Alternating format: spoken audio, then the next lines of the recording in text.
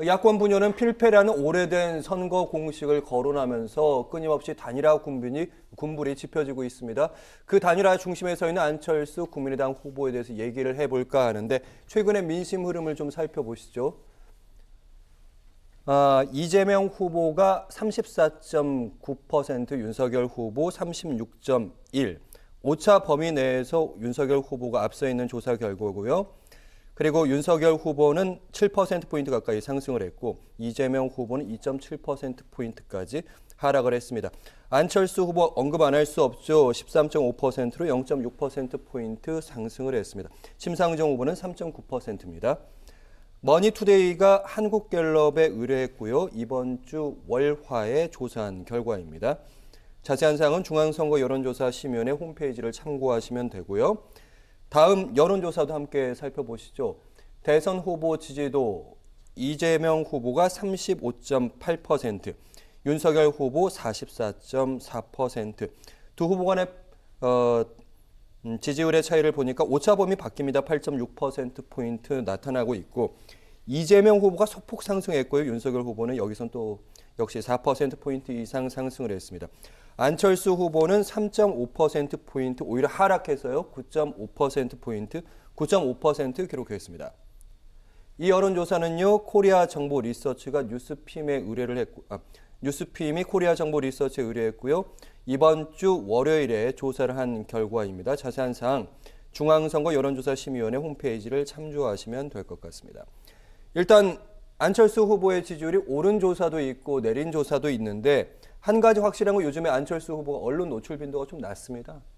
뭐 한창 한 15%, 17% 정도까지 지지율이 상승했다가 지금 주춤하고 있는 건 분명한 사실입니다.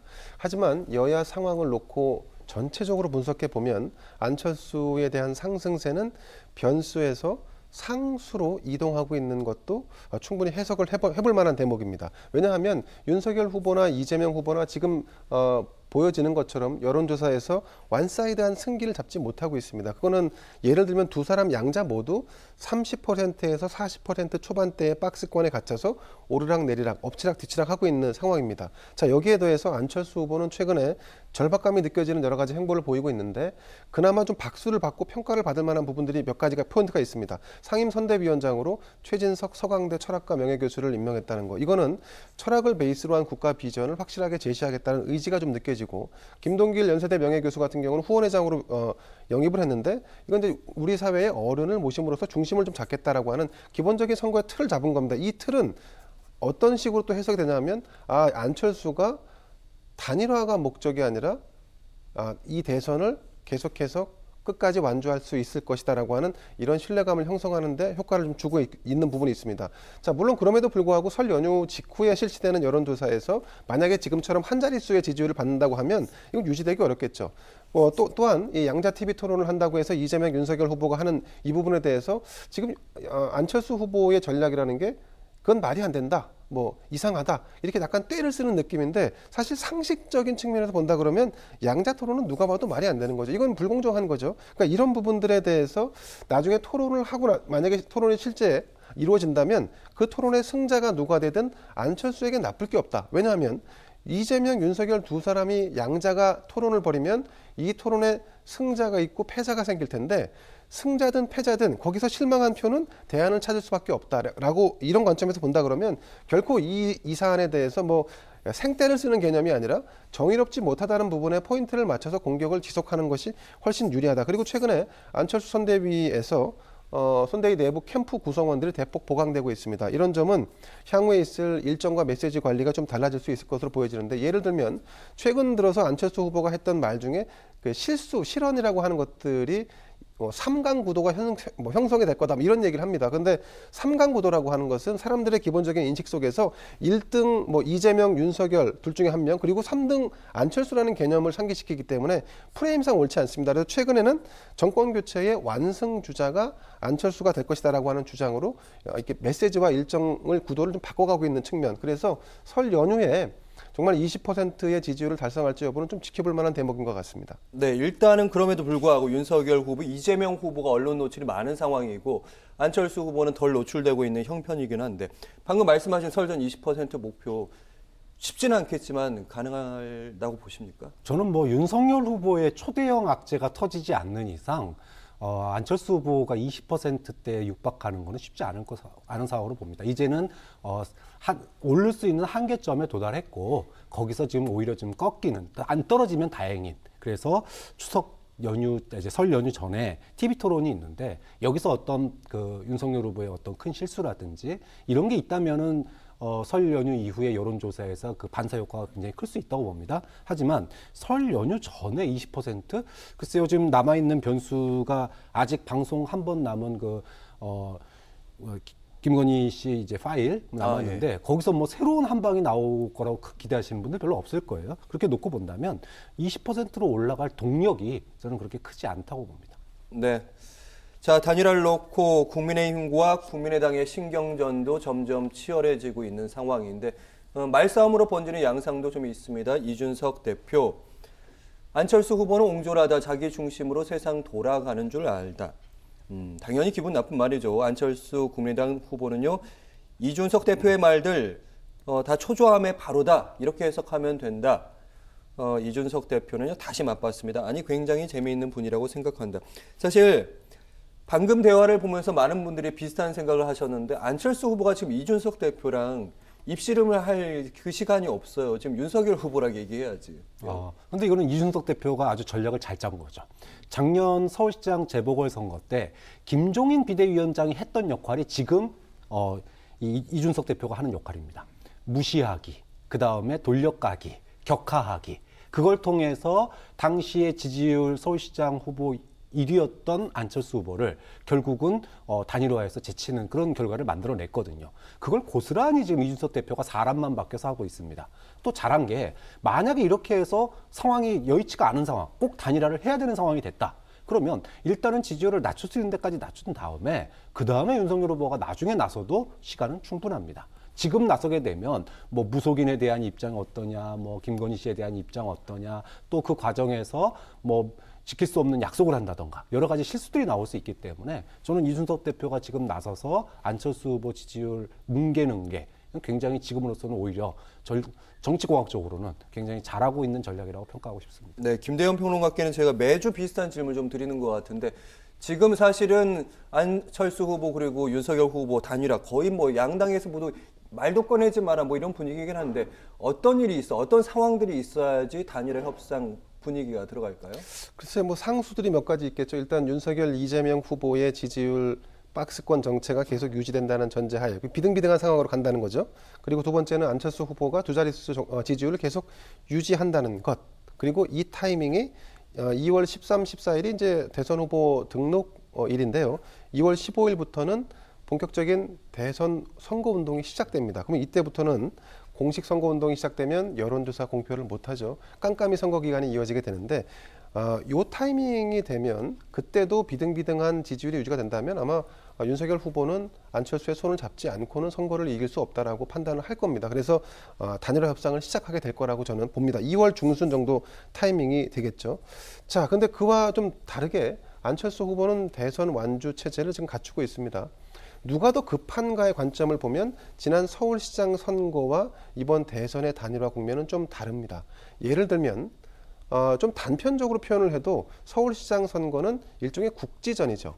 내준다 하더라도 언제든 쟁탈할 수 있는 개념으로 바라보는 관점이 있고 대선은 전면전입니다. 빼앗기면 곧 망한다라고 하는 개념으로 접근하고 있습니다. 그 절체절명의 어떤 임하는 자세가 다른데 자, 급한 쪽은 저는 윤석열 후보라고 봅니다. 왜냐하면 이 지금 정권 교체 여론을 고스란히 담아내야 할 책임이 본인에게 더 강하다라고 하는 것을 느끼고 있을 겁니다. 그런데 그 절박감이 과연 선거 전략과 캠페인으로 승화되고 있는지에 대해서는 의문이 들 수밖에 없죠. 왜냐하면 홍준표 의원과 비공개 담판을 벌였는데 자, 그 안에 뭐 여러 가지 내용이 있었겠죠. 2시간 넘게 대화를 했으니까. 근데 그 중에 하나가 협상 카드로 내놨던 게 뭐 서울 종로 국회의원 보궐선거에 누구를 내보내고 뭐 대구에 누구를 내보내고 뭐 좋습니다. 뭐 그런 카드를 던질 수 있는데 그거를 공개한다는 건 말이죠.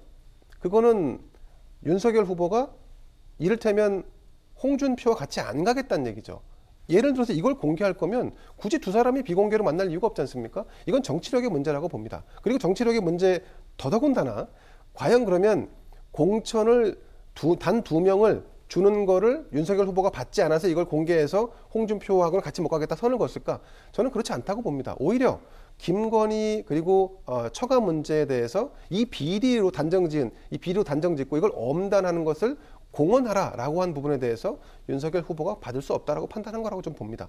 그리고 여기에 또 한 가지는 단일화 문제가 있었을 텐데 이 문제는 꺼내면 꺼낼수록 손해라는 판단하에 꺼내지 않는 걸로 보고 그래서 단순히 비춰지는 것과 달리 윤석열 후보가 아직까지 절박함이 없구나. 이 선거를 이기기 위해서 그 어떤 사실 99%가 99%가 반대해도 단 1%만 이 정권 교체에 통한다고 하면 다 끌어안겠다라고 한 얘기는 사실과 다른 거죠. 오늘의 행태를 놓고 본다면요. 자, 그래서 사실 안철수 후보가 노리는 지점은 윤석열, 이재명 이 두 후보의 난타전은 설 이후에도 계속될 겁니다. 그렇다면 박스권에 갇혀 있는 두 사람의 지지율 행보도 계속 이어질 가능성이 높습니다. 결국 깜깜이 선거가 시작되는 2월 15일 본선거가 시작될 때 이때부터 본격적인 단일화 국면으로 접어들지 않을까 이렇게 예상을 해봅니다. 네, 뭐 주목되는 사안도 있습니다. 사실은 오늘 안철수 후보와 단일화는 좀 어렵겠지만 이제 홍준표 의원이랑 손을 잡게 되면 아무래도 2030 남성들의 표심을 좀 더 흡수할 수 있는 쉬운 방안 아니었느냐. 그래서 홍준표 의원과 함께 할 것이다. 그런 예측들이 많았는데 보란 듯이 좀 틀렸고요.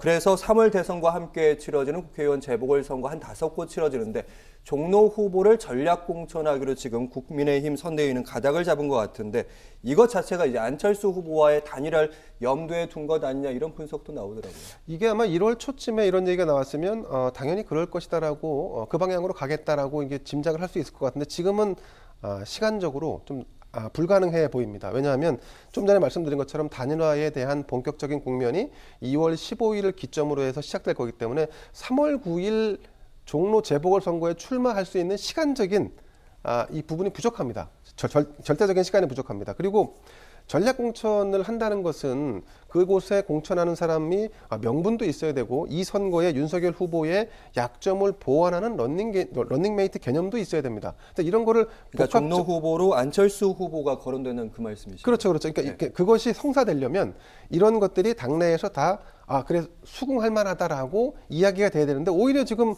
제가 보는 관점에서는 최재형 전 감사원장을 종로에 앉히자고 했던 홍준표의 주장이 더 설득력이 있습니다. 왜냐하면 상대적으로 안정적이고 국정 경험도 더 많은 최재형이라는 사람을 앉히는 것이 윤석열 후보의 국정 운영의 안정성을 도모할 수 있다. 그 이미지를 만들 수 있다는 데에서는 특별한 이견이 없습니다. 네. 자, 그리고 저는 국민의힘이 그동안에 해왔던 방식으로 놓고 본다면 안철수라는 후보에게 단일화 이후에 뭔가 어떤 보상을 하는 개념에 뭘 줄 가능성은 좀 낮다고 봅니다. 오히려 이준석 당대표는 일면 막판에 유승민 전 의원을 종로에 공천하면서 유승민과 어떤 화학적 결합 그러면서 원팀 구성에 종지부를 찍으려고 하는 이런 구상을 가지고 있는 것 같은데 과연 성사될지는 모르겠습니다. 어쨌든 지금 이준석 대표가 하는 방식의 선거 구도라면 저는 나중에 호미로 막을 걸 가래로도 못 막는 그래서 공동정부에 더 큰 어떤 보상을 해주는 이런 결과로도 이어질 수 있어서 네. 요거는 아마 조금 더 시간을 좀 두고 지켜봐야 할 대목 같습니다. 네, 오늘 이슈의 중심은 사실은 정청래 의원과 국민의힘에서는 홍준표 의원인데 어쨌든 뭐 선대본 뛰겠다 뭐 몇 가지 조건은 걸었는데 그게 공개된 조건은 그렇게 복잡한 것도 아니었는데 어쨌든 홍준표 의원은 스타일을 좀 구겼습니다. 네. 사실은 국가 비전 얘기하라는 거는 단일화에 대한 얘기를 했다는 거고요. 그다음에 처가에 대해서 엄정하게 문제를 대처하겠다라고 얘기하라는 거는 윤석열 후보가 그동안 잘못했다라는 걸 인정하라는 얘기거든요. 이거 사실 두 개가 그렇게 쉬운 문제가 아니었습니다. 그런데 당일날 뭐 흔쾌히 받은 것처럼 얘기가 됐는데 결국은 비공개로 만났는데 공개적으로 이별을 했어요. 그러면은 근데 명분은 뭐냐? 공천권은 못 준다 이거였어요. 그러면 사실 공천권이라고 하는 거는 홍준표 후보가 만나자고 만났던 게 아니지 않습니까? 아까 말씀하신 대로 얼마든지 이야기할 수 있는 부분이에요. 또 최재형 정도라면 충분히 통할 카드였습니다. 근데 여기에 격분해서 안 됐다. 사실은 본질은 그게 아니었다. 아까 말씀하신 대로 처가 문제, 특히 김건희 씨 문제에 대해서 공개적으로 사과하고 엄정히 처벌하겠다. 이런 얘기 결코 못하겠다라고 하는 것이 결국은 이번 공천권을 핑계로 한 홍준표 의원과의 사실상 결별. 이걸로 결론을 난 게 아니냐. 그렇기 때문에 홍준표 의원은 작업하려다가 작업당했다. 이렇게 볼 수 있는 거고요. 그럼 홍준표 카드가 물러나면 대신할 카드가 필요하죠. 네. 좀 말씀하신 대로 좀 유승민 카드가 굉장히 유력한 카드가 될 수 있다고 봅니다. 이준석 대표하고 호흡도 맞는 거고 그다음에 경제 이미지가 있어요. 그러다 보니까 중도 확장성도 있죠. 그런 측면에서 보면 이준석 대표와 크게 각을 세우지 않는다면 아마도 유승민 카드가 될 가능성도 저는 상당히 높지 않을까 그렇게 평가를 하고 싶습니다. 네, 오늘 있었던 정치권 소식 박창환 교수 그리고 김대현 시사평론가와 함께했습니다. 말씀 잘 들었습니다. 고맙습니다.